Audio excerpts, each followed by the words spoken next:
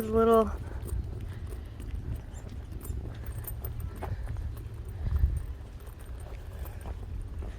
Dad, you know how historical this pathway is?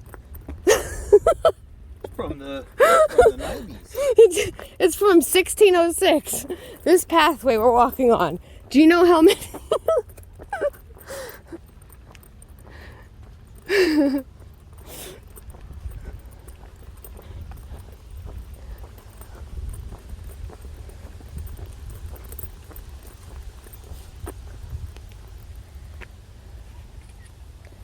See, that's John Smith. There you Huh? What says John Smith? No, it says John Smith. What problem? Then it says John Ralph up here. So which picture is that of? I don't know, there's two Johns. I've seen a picture on Google of John Smith and it looked like that. I don't know who this John Ralph guy is, but I don't like John Ralph is the guy who ended up... So John Smith came here when Pocahontas was 11. Several years later, John Ralph came and he married Pocahontas. He married Pocahontas, took her back to England, and had kids with her. That was like the original 90 Day Fiance.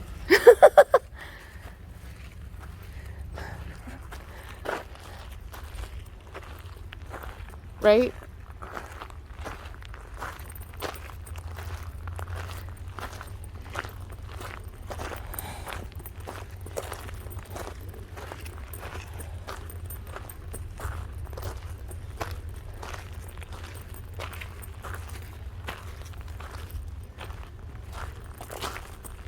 So John Ralph is Pocahontas' husband.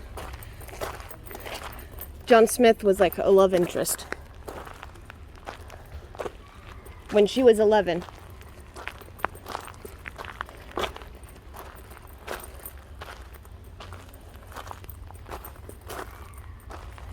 Oh my gosh, in there.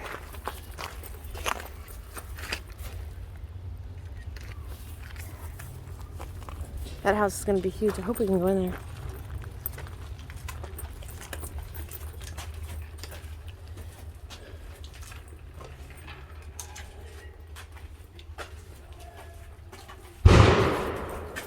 Those are the muskets.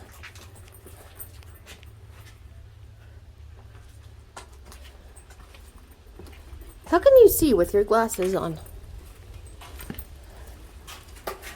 Oh, wow. That's a big fireplace. Oh. Mackerel. You recording too?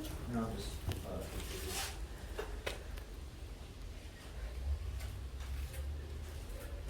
Oh, here's something.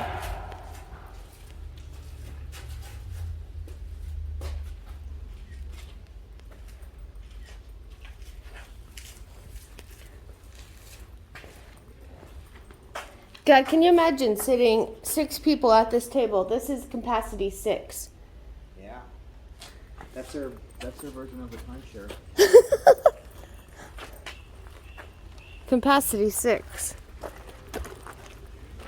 So you happy we got food? I am so happy. You have no idea, which you probably actually do have an idea. Yeah. You know what's interesting? What? And I'm like, I didn't learn this in history class. And Michael goes, well, maybe you didn't pay attention. I'm like, I'm pretty sure if I heard Pocahontas, that would have caught my eye and I would have been really into it. But when I compared both the factual and then the Disney movie, it kind of is somewhat the same, but just G-rated. Like what, horse stables? Oh, you can Oh, go around the other side and hook in. Oh wow, those stairs would freak me out. Not really, actually. Alright, let's go around the other side. Guys watching this, I hope you're enjoying. This is history in the making. Oof. Well, it is history. It was already made.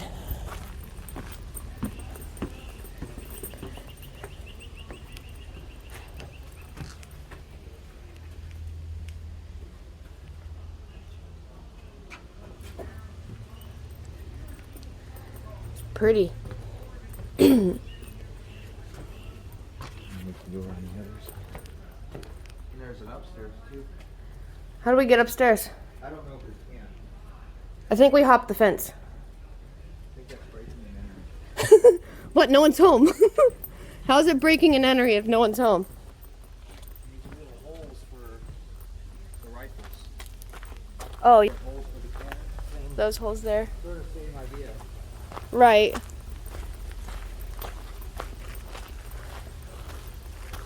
And if they want to get in bad enough, they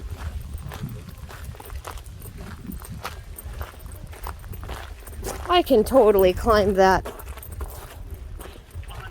Leave it to me.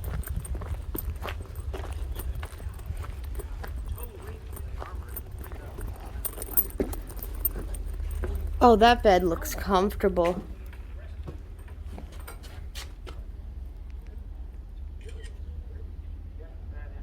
Get that sign.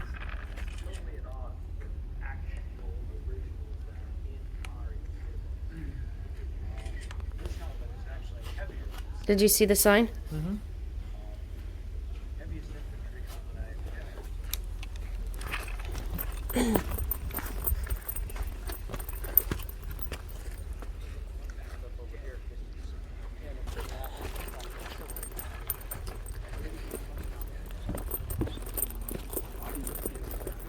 Oh, wow.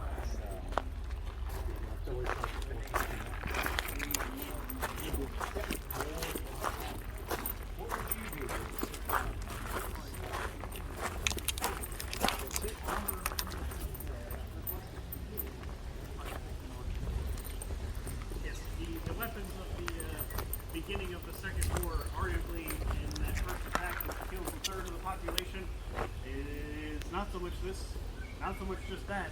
It is everything from forks and knives to hoes and rakes. They are very serious about removing you from their land. But I do like the tribes here in the state of Virginia today. 8 of them were part of this chiefdom, so there are a couple thousand Powhatan people. They're fishermen and dentists and math teachers, kids who come here on their field trips and kind of stare off into the distance. They are definitely still here. Their ability to use this to get rid of invaders at an alarming rate earns them the respect and a large part of why they are still around. But that is the very basics of our comparative weapons demo. If you have any questions about anything, now be the time.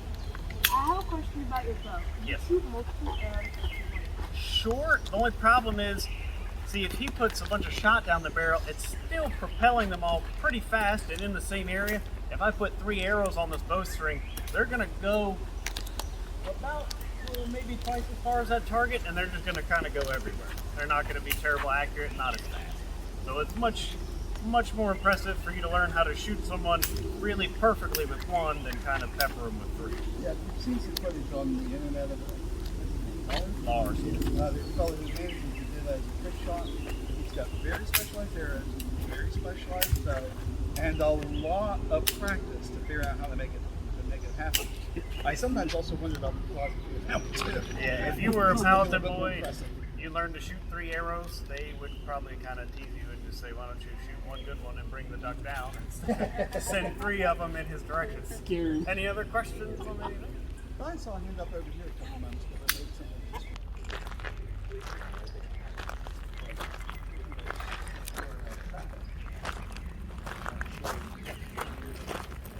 That made someone and they'll strap you to it. And you can't get up from that because you can't bend.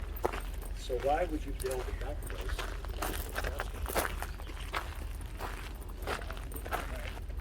You want some herbs? Nope. Oh, look at there's a sword.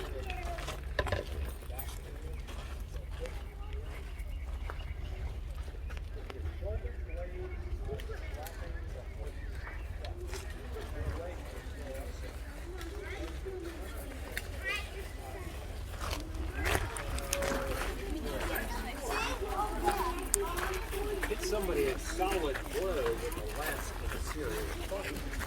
Do you think those are horse stables right here, maybe? Maybe. I don't know. Let's check it out.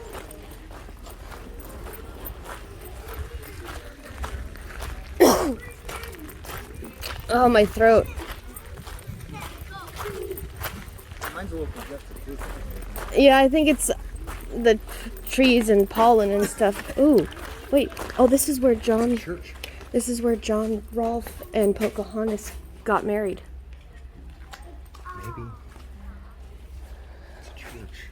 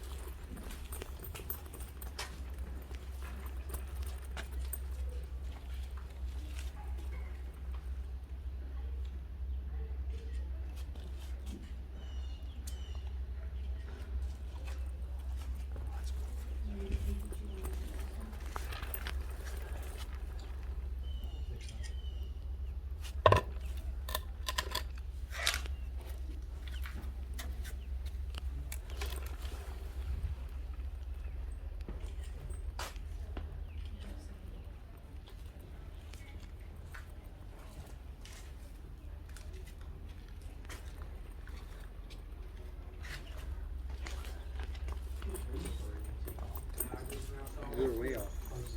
It's a church. So, Dad, when we were getting the stickers, Yeah. mine came off somehow. Okay. Um, Well, I got the receipt for this one. yeah. When we were getting them, that they said, The glass are gone now. yeah. Is that? I think that's the church where they got married. That's what I thought. That's what they had said. Hello, folks. Hello.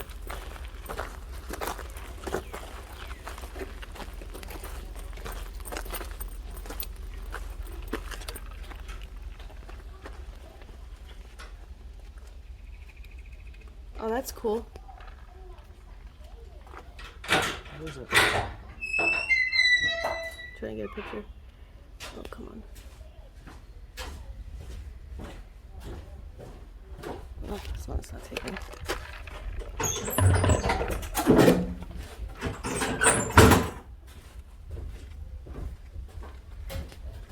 Just put your phone in there.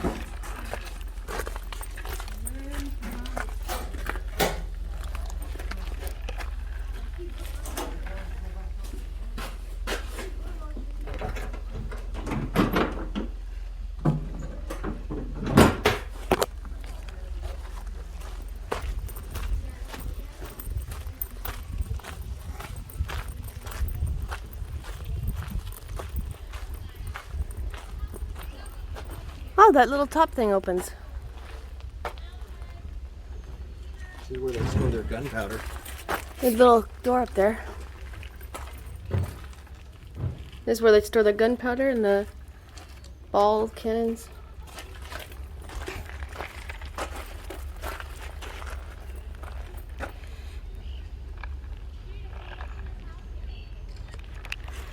Yeah, it's hot. It's getting warm.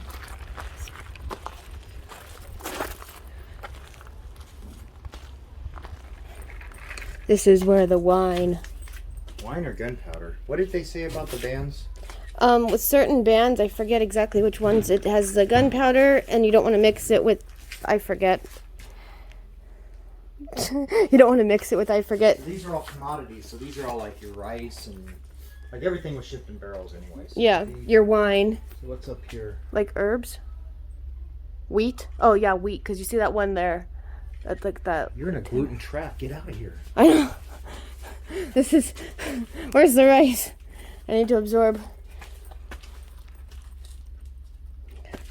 See the note. Oh, there's another note. Did you see the note on the other side? Mm-hmm.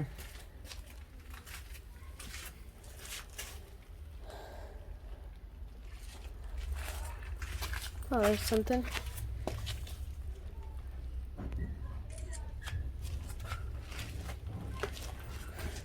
Yeah, it looks like it's all wheat up there and like different. Because there was just wheat hanging. Okay. Right. Well, there's a lot of buildings in here. Right. Did you think? What One did? more building and we're done in here. What were you? I didn't know we were gonna take for it.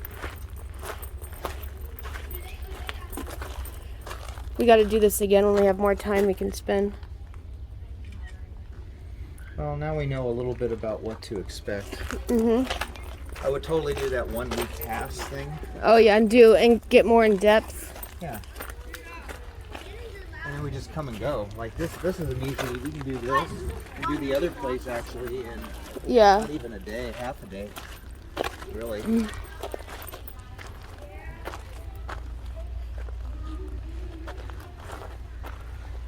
Wow, this is amazing.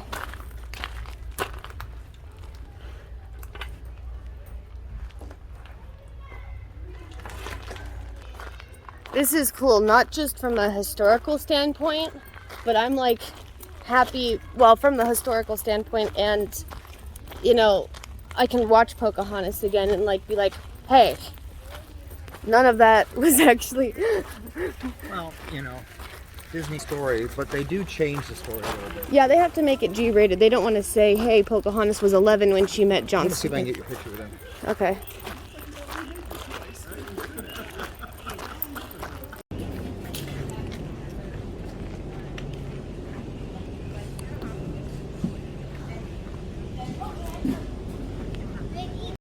Which is my favorite rifle, and I was very fond of an old World War I vintage bolt action rifle. What I like about it, it's a very powerful rifle. It's got really good accuracy at long range.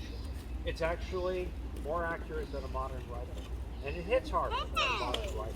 However, it doesn't have the same rate of fire because between shots you have to work the bolt. So point that at me, please. Thank you. I'm not playing soldier. I'm playing artilleryman. And so this is a gun kind of like, well, comparing that gun, the one sticking out of the fore wall, that is a muzzle loading gun. What do we mean by muzzle loading? Well, the gun's just fired. A bag of gunpowder has burned down inside the barrel, releasing enough pressure to throw this over a mile. But then you got to reload it. Now, do you really want to put a fresh bag of gunpowder on top of something that might still be burning? No. You got to use a tool to pull this thing out. Then you got to swab out. That's 2 people. Then somebody's going to pass you up a fresh bag of powder and you put it in the gun. That's 3 people, 1 moving the powder. Another fellow, make sure the vent is getting air fanning in there. That's 4 people. You got a couple of guys to move the gun, another guy to give orders to everyone else and making sure nobody's doing anything dumb. To make that gun fire, or usually about once a minute, although twice a minute can be done. You need a crew of 7. So, oh, you need 2 more gunners to make that gun fire. But what if I told you there's a gun that only requires 2 gunners and can be fired 4 times a minute, not twice a minute? Twice as fast to reload it with only 2, not 7 people. Yes, but how far do you? Not as far as the muzzle loader. And the reason for it is this gun is what's called a chamber suit. If you look right in front of that wheelbarrow, you see that iron mug on the ground? Yeah. That's the chamber. The chamber is neck down, so it sticks into the barrel. Unfortunately, it's not a very tight gas seal. So when you see us fire this, you'll see gas escaping between those 2 joints. The other one is you can only put 6 ounces of gunpowder in that, whereas you can put 2 pounds of gunpowder in a cloth bag and ram it down the barrel of that gun. So 6 ounces driving a ball or 2 pounds? Which one's going to smash a Spanish ship and which one's going to go, hello, we're here. Which one's going to smash the ship? That one, not this one. Does this mean this gun is worthless though? No. Well, if you were trying to stop a Spanish ship with this gun, someone would say, you need a little more power. You need a little more hitting power.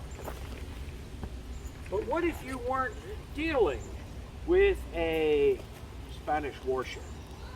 What if you were dealing with a group of Spanish infantry? You got 40 guys in open order. How many people can you hit with that ball? Well, yeah, it goes in a straight line. So if you can get more than one guy to stand in a straight line, you might be able to get rid of maybe 2 people. How many chances do you want to hit the enemy? 1 or 75? Now this can be loaded in that gun or this one. This is what they call a murdering case. This is specially made to get rid of people. So which would be more effective as murdering shot? Case shot with 75 50 caliber bullets, turning your underpowered cannon into a relatively quick firing giant shotgun? Or what of those? Which one do you want defending your little tobacco plantation? Yeah. Oh, and I got good news for you. That has to be cast out of iron at an iron foundry. This can be made with a heavy-duty blacksmithing shop. This one, low-tech gun, fairly high-tech. So, with the chances you can afford, a slightly old-fashioned gun, still useful. But to fire this one, you got to learn the drill. So when you're going to see my colleague and I run through it, the first thing we're going to do is when I say order the piece to load, I'm going to lift the gun so the barrel's pointed down. Because the last thing you want to do is put the shot into the gun and then have it fall out the back. So you would put some wadding in, slide this in. You will not see me place this in the gun. That's because it's a bad idea in this environment to fire 75 bullets into National Park Service property. They don't like it.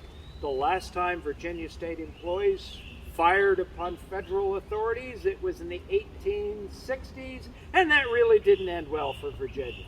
So let's not do that. So we'll leave this out. The second thing we'll do, I'll say handle the chamber. My colleague will pick up the chamber, he'll advance it, we'll put the chamber in, wedge it in, clear the touch hole. Then what do we have to do? Fire it. Pretty simple. So, I'm going to put the shot away. And then I'm going to install my hearing. Now, how many of you have been around artillery when it fires? What's artillery? Cannons. Big booms with changes in air pressure. A lot of people think this is the correct thing to do. It is not. Do not stick your fingers in your ears. Too much pressure on your ear. Instead, open your mouth and cup your hands over your ears. Promise you, that'll work better. I hear you. Good! Okay. Thank you. That was fun. Okay. Go through to your post. Order the piece to load.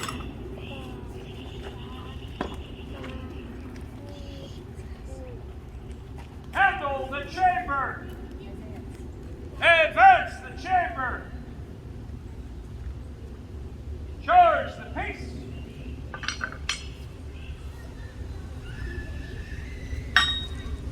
Make fast the chamber.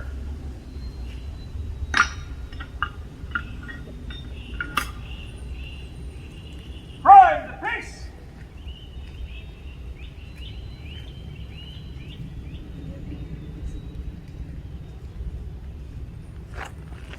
Andrew, could you this is gonna be really loud. Could you ears are about to shoot?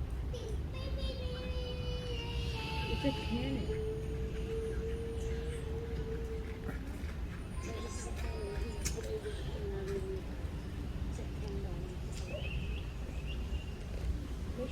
And now, here comes the loud part. Cover your ears.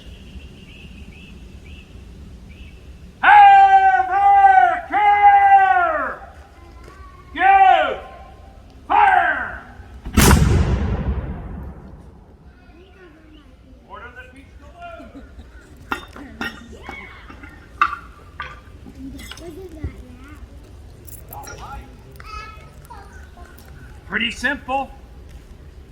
And with practice, you can get pretty quick. With one time. I love the smell of the wood burning.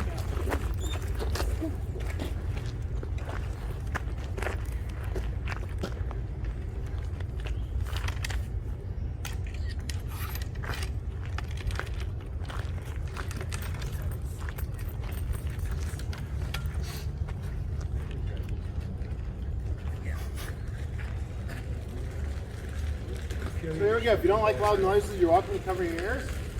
Take your piece! Give! Fire! Oh, y'all are quiet now. Yeah. All right. So what I fired and what we'll talk about very simply is the matchlock musket. And as we talk about firearms, I would dare say that the reality is firearms have never changed. That how a firearm works has never changed. You always have to ignite gunpowder. The ignition of the gunpowder creates a gas and pressure that propels the bullet. And this is true today as it was in the 1340s when the first firearms come along. What has changed is how do we get the ignition to take place? How do you get the gunpowder to burn? And that is really the story of the evolution of firearms, is how you achieve ignition. So where they're at in the 17th century is relying on this right here. This is slow match. All that slow match is a rope that's been boiled in vinegar and gunpowder. It's going to burn hot, it's going to burn slow, it's not going to go out. This is your ignition source, and as a musketeer, you learn to take care of this. You live by that. And that match is going to live in your left hand, all right? You handle the match and the musket in your left hand. The lock plate, or the lock, is your moving parts that allows the weapon to be fired. So here's your lock plate. This is your serpentine, and that's your trigger. The trigger and the serpentine are actually connected inside that lock plate by a single lever, and then there's a spring, and that allows you to pull the trigger and move that serpentine. So when you pull the trigger, you pull the serpentine down, and when you let go of the trigger, it kicks it back. The serpentine is a clamp. It's just going to take your match, hold your match in place, puts that match right above the priming pan. So there's gunpowder in the pan, gunpowder down the barrel, bullet down the barrel, and when you pull that trigger, you're pulling the match down into the pan of gunpowder and igniting that weapon. So when we bring all that together, it's going to look a little something like this. We're not going to make any noise just yet.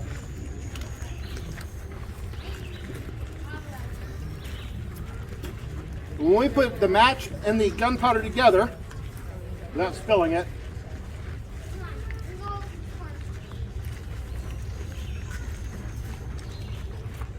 this is the ignition system as it's ready to go. So for the musketeer, once you've got the weapon loaded, it would just merely be pulling the pan cover open and then pulling the trigger. And there's your flash in the pan. All right. So for us 400 years later, it might be easy to look at this as being primitive. I would dare say that think of this as state of the art. Here you have the technology that for the English has made the bow and arrow obsolete and outdated. And keep in mind that the English themselves are one of the greatest archer cultures, and the bow and arrow is obsolete and outdated. All right, the problem with a bow, very simply, is if you ever want a man to be an effective archer by the time he's 20, you've got to start a child by the age of 5 or 6 handling a bow. You have to grow up with that weapon, develop the coordination, the strength to handle that weapon, and when they hit their 20s, they're good. And then the reality is that bow is going to do a lot of damage to their body as they hit their 30s and 40s. The repetitive motion of pulling 150 to 170 pounds all the time. With a firearm, I don't have to train you at 5 or 6. If you've never handled a weapon in your life, I can turn you into a musketeer at the age of 40 or 50 with no problem. The reality is with the firearm, it's a matter of hours, days, or weeks to master it. The bow is a lifetime. With a musket, it's that. All right? And then when you then compare the musket to the bow, the arrow is a slow-moving, low-energy projectile. The musket is going to send that bullet pretty fast. It's a fast-moving, high-energy projectile. The arrow has to be accurate to be effective. The musket doesn't. So the reality is, here you have a weapon that can take a man that's never been trained in the military arts as a young man, and make them effective in a short order. All right? You're going to reach out further, faster, and hit a whole lot harder with a musket than you would over a bow. And now the English are in Virginia, facing the Powhatans armed with what? An arrow. And arrows. And don't ever discount the skill of the Powhatan with that bow and arrow. And the English are enamored by that Powhatan skill, but they're not really impressed with the Powhatan's bow itself. All right. For the English, what can you do to protect yourself from those arrows? Duck. No, you stand and fight. You duck, you get hit in the face. Right? The arrow does that. But what do you do? Armor. Exactly. All that armor that is in Europe, you can start bringing that to Virginia. And the English are going to find even your old outdated armor is high tech in Virginia. So you'll see mail shirts coming to Virginia. You'll see quilted armor used in Virginia as well. To actually load and fire our weapon, first thing we're going to do is prime the weapon, put the gunpowder into that pan, and that's what the match is going to touch. It fires the weapon, cast the piece about, and gunpowder goes down the barrel. And once you put the gunpowder down the barrel, the ball or the bullet will go down the barrel. And with a musket, you're not limited. You can put a bullet backed up with 2 pistol shot. You can put a bullet backed up with buckshot or bird shot. Draw your scouring stick and ram that shot down. And we have a loaded weapon. What they're expecting in that time frame is for a soldier to be able to fire his weapon, reload, be ready to fire again in about 20 to 30 seconds. And once you have the weapon loaded, take up one end of your match, blow the ash from it, set that into the serpentine, align it with the pan, and there's a musket loaded and ready to fire. So we will go ahead and fire. If you don't like loud noises, again, cover your ears. Present your piece! Give fire! Wow. And there's your matchlock. Y'all are quiet now. Be quiet. Well, thanks for joining us, folks. Y'all That was cool. Thank you. Thank you so much. That was cool. You get all that, Kristen? Yep. That's where the restrooms are. Good shit. Welcome to Jamestown Settlement. You have to take a picture of all the years. Oh wow, yeah. and made the land their home thousands of years before Jamestown was founded.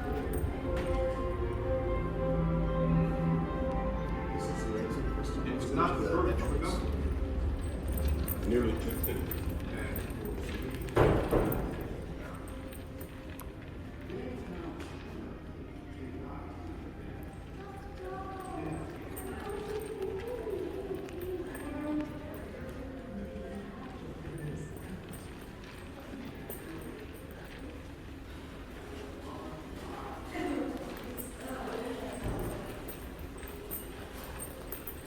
How beautiful.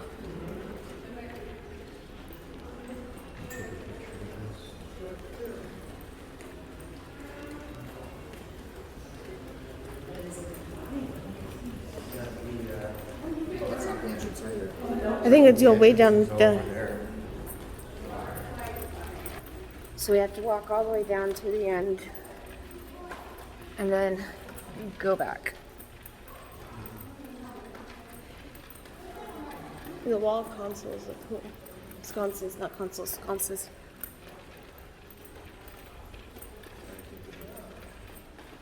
And that, you see it behind me. Oh.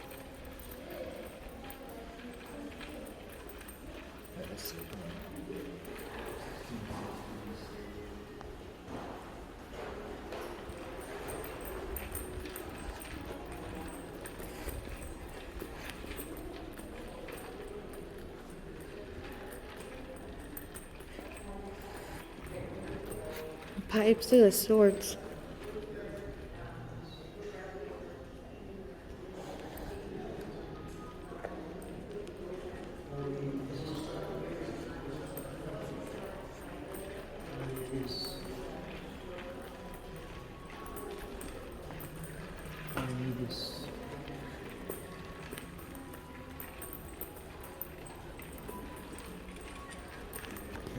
So this was around Pocahontas time. England, King James the First.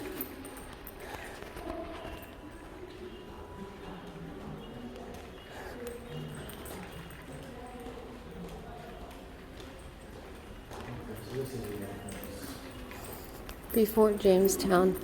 This is where we're gonna start.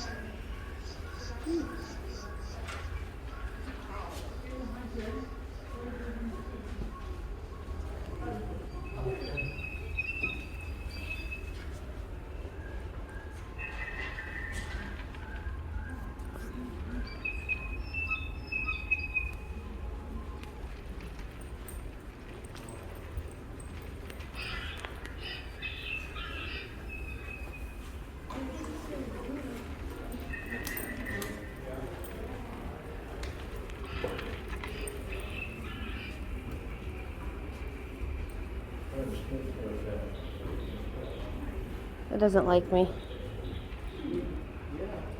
Oh, okay. There we go.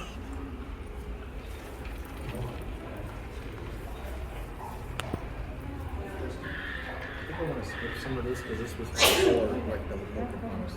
Okay.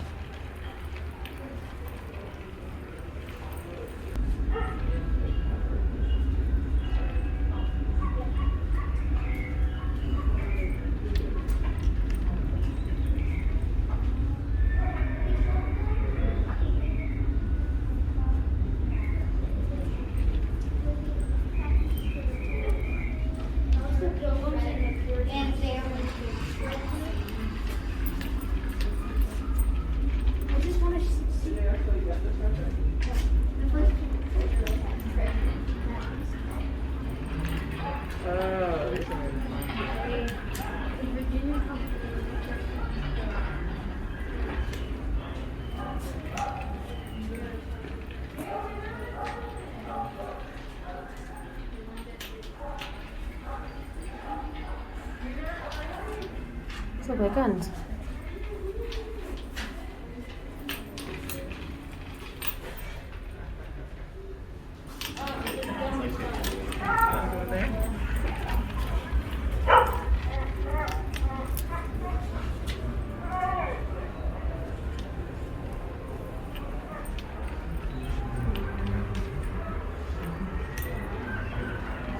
When I give time to go to a gift shop for you. Okay.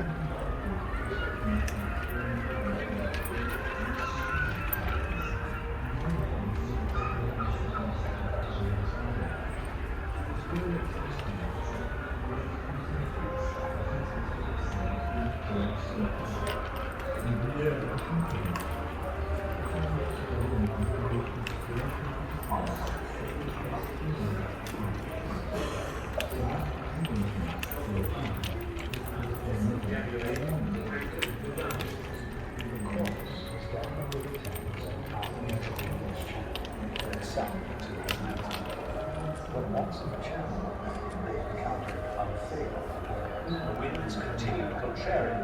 We were forced to stay there for some time, where we suffered great storms. But by the skillfulness of the captain, we suffered no great loss or danger, never losing sight of the anchor for 3 weeks. The scourge of misery us took over the cramped ships. Our tempers grew short and patience grew thin. And for some, the heavy seas encouraged a growing fear.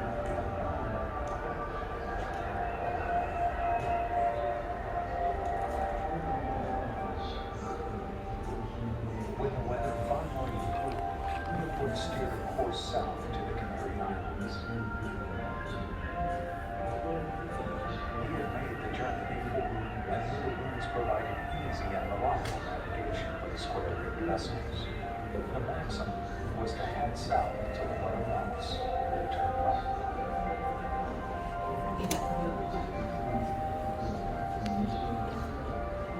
From the Canaries, Newport sailed west to the Caribbean.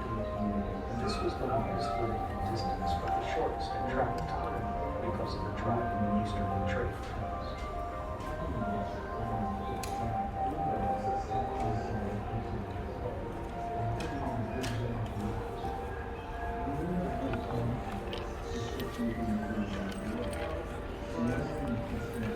The 320th day of March, we found that the island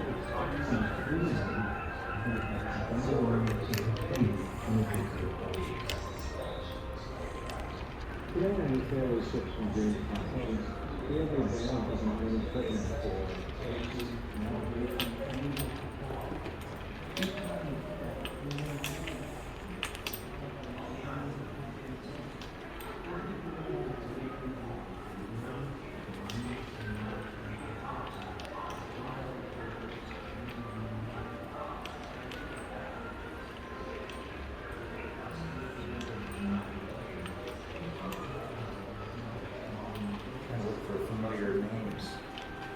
Mm-hmm. Because there's a part in here somewhere that they talk about the American Revolution.